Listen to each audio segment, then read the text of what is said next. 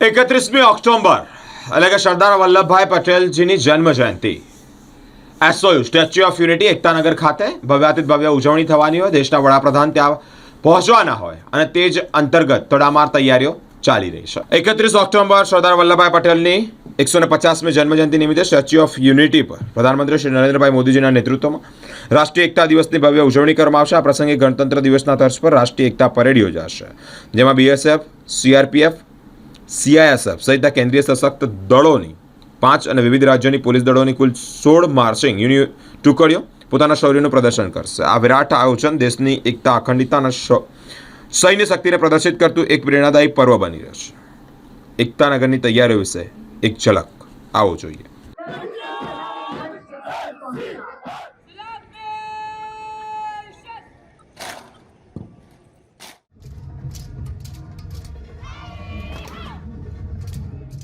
આ વખતની પરેડમાં કુલ 16 કન્ટિન્જન્ટ્સ સમગ્ર દેશના ભાગ લેવાના છે।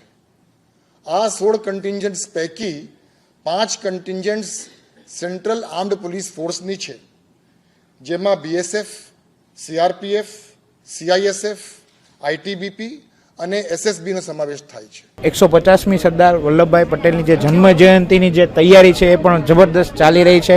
અહીંયા આપણા પ્રાઇમ મિનિસ્ટર શ્રી નરેન્દ્રભાઈ મોદી જે અહીંયા ખાસ એના માટે જે આવી રહ્યા છે। ये भी अगर हो सके तो आप सब आइए देखने को। सरदार वल्लभ भाई पटेल का जो स्टेचू देख करके हम लोग गदगद हो गए हैं। ये गुजरात का जो डेवलपमेंट है वो मोदी जी की देन है। मतलब मोदी जी ने जो किया कोई नहीं करेगा, न किया आज तक किसी ने।